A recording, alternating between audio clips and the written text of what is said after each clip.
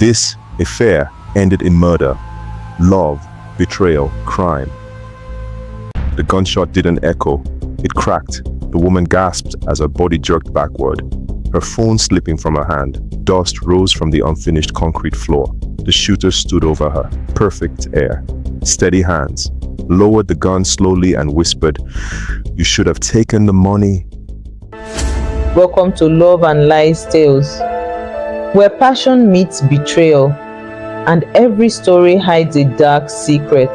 Please like, subscribe, and turn on your notification for more intriguing stories. Tell me in the comment section which city you're watching from, and what day did this video find you on. Daniel Carter was a man people trusted, a respected public figure, clean reputation, strong marriage. He and Emily looked perfect together, charity events, interviews, smiling for cameras. But behind closed doors, there was distance. One evening, Emily watched him scroll through his phone, smiling at something.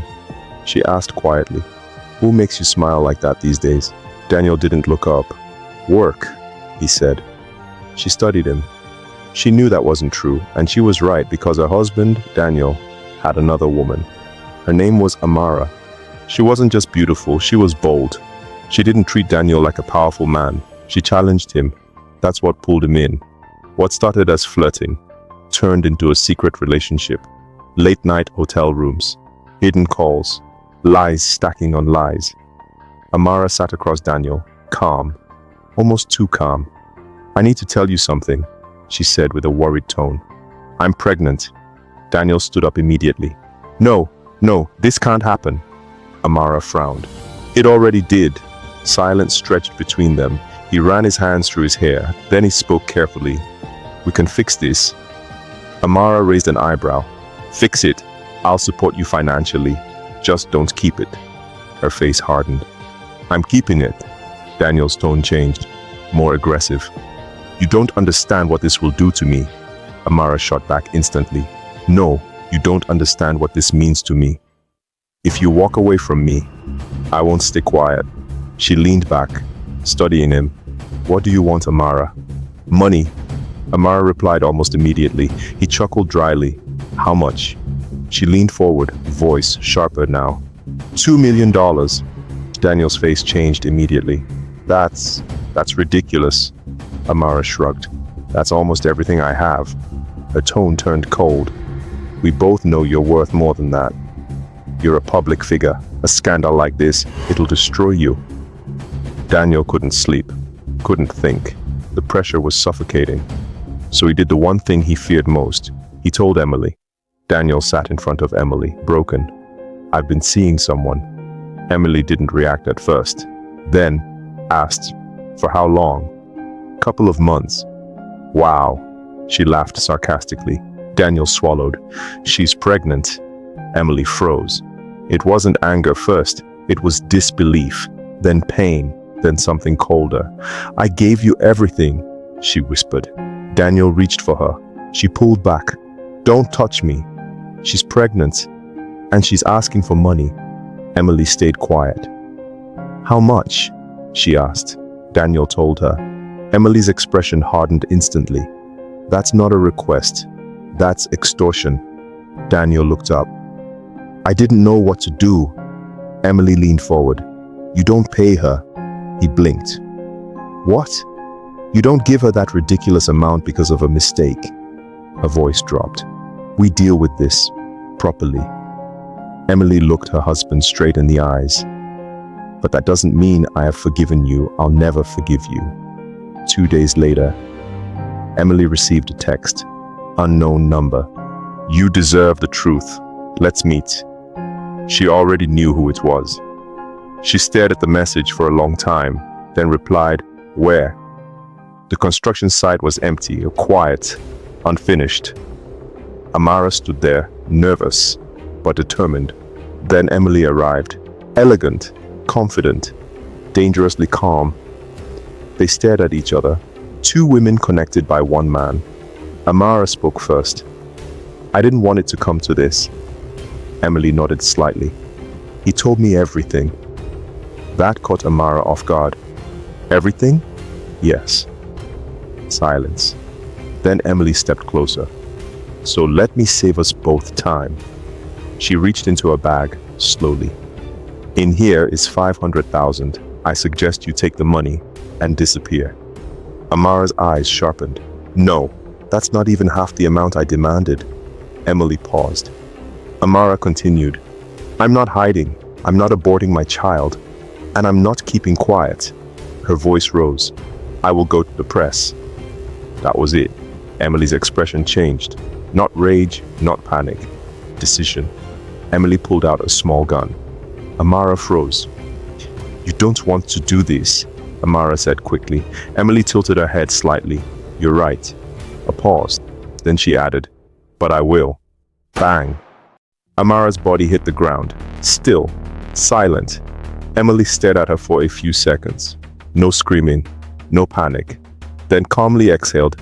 You should have taken the money. She picked up Amara's phone, scrolled quickly. Messages with Daniel, photos, videos, messages with her, call logs. She deleted all. Then whispered, this never existed. She wiped her fingerprints, checked her surroundings, then walked away, like nothing happened. Later that night, Danielle sat in the dark. Emily walked in, calm, too calm. It's done, she said. Daniel looked up slowly. What's done? She held his gaze. She won't be a problem anymore. Silence. Then realization hit him. No. His voice cracked. What did you do, Emily? She didn't blink. I took care of your mess. I protected us. Daniel panicked. What? Please tell me you didn't kill her. Emily looked away. Oh, honey, what have you done? She stepped closer. What needed to be done? Daniel shook his head. No, this isn't right. Emily's tone dropped. Okay, now, you want to talk about what it's right? You want to lecture me on what's right and wrong? Silence. Everything seemed controlled, until it wasn't. 2 days later, news spread. Missing woman. Then police got involved. Investigations began. 3 days later, 8:14 a.m. A sharp knock echoed through the house. Daniel froze mid-step. Emily, in contrast, calmly folded the newspaper in her hand. Another knock, stronger this time. Daniel whispered, "Don't open it." Emily stood up anyway. She opened the door. 2 detectives. "Good morning, Detective Harris, Detective Cole." The 2 detectives introduced themselves. Emily smiled politely. "How may I help you, detectives?" The older detective studied her face. "We're looking into a missing person, a woman named Amara." Emily tilted her head slightly. "I don't think I know her." The detective nodded slowly. "Your husband does." Silence. At the station, Daniel sat under the harsh white light, sweating. Detective Harris leaned forward. "When was the last time you saw her?" Daniel hesitated. "A few weeks ago." The detective slid a printed photo across the table. It was Amara, alive, smiling. "She's pregnant," the detective added quietly. "Were you aware?" Daniel looked away. "I need to call my lawyer." Meanwhile, Emily sat across Detective Cole, calm, composed. "Your husband says he hasn't seen her recently." Emily gave a small shrug. "I wouldn't know." Cole watched her carefully. "You seem very calm for someone hearing this." Emily smiled faintly. "I trust my husband." But her fingers tapped once on the table. A small detail, the detective noticed. The investigation deepened. Phones were traced, calls recovered, deleted messages restored from cloud backups. One message stood out. "We need to meet, woman to woman." Sent to Emily, location tagged, an abandoned construction site, the same location Amara's body was found. Detective Harris tapped the file. "So, she reached out to the wife." Detective Cole nodded. "And after that, she was found dead." They looked at each other. Same thoughts. Back in interrogation. This time, harder. Detective Harris leaned in. Daniel's breathing changed. "We know she met your wife." Silence. "Whatever you're protecting won't protect you." Daniel's voice cracked. I didn't kill her. The detective didn't respond, just stared. That silence broke him more than words. Meanwhile, in the other interrogation room, Detective Cole placed a photo on the table, the construction site. This was where Amara's body was found. Emily's eyes flickered just for a second. "That's unfortunate," she said calmly. Cole leaned forward. "She was pregnant." No response. "We know you met her. She was going to expose your husband." Emily's jaw tightened slightly, still silent. Then, Cole dropped the final piece. "We recovered some files from her phone backup." Now Emily looked up. "There's also an audio file." The detective continued. "You met her at a construction site, didn't you?" He played the recording, Emily's voice, faint but clear. "Take the money and disappear." Some conversation, then a loud sound, gunshot. Emily closed her eyes. She was smart and cautious enough to delete text messages, call logs, photos and videos, but she never thought Amara would have recorded their conversations. She shouldn't have left the phone there. That was her mistake. "You were the last person to see Amara alive." "I need to call my lawyer," Emily said, looking away, for a sign of real tension. When the detectives played the audio recording for Daniel, he couldn't take it anymore. He finally broke. "I didn't kill her," his voice trembled, "but my wife did." The room went quiet.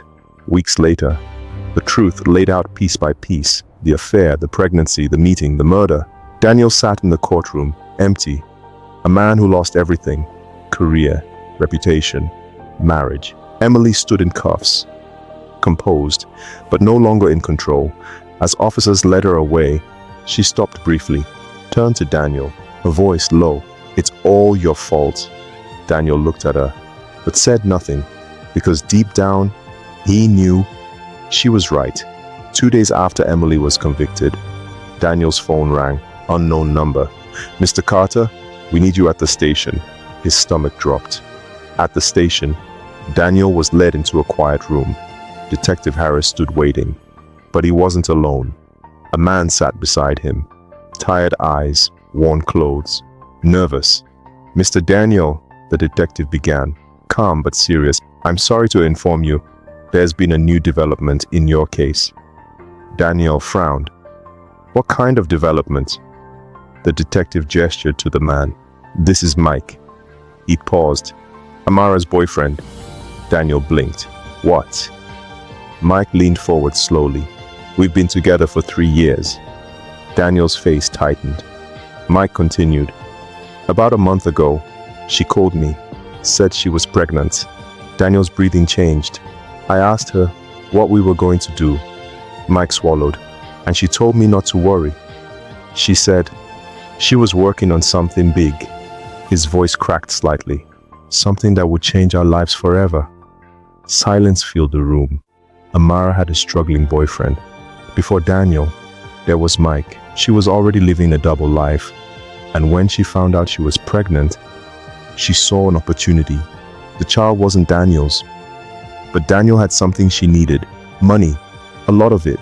So she built a plan, pin the pregnancy on him, push him, threaten him, break him, and walk away rich. Daniel staggered back slightly. No, that's not possible." The detective placed a file on the table, medical timeline, messages, evidence.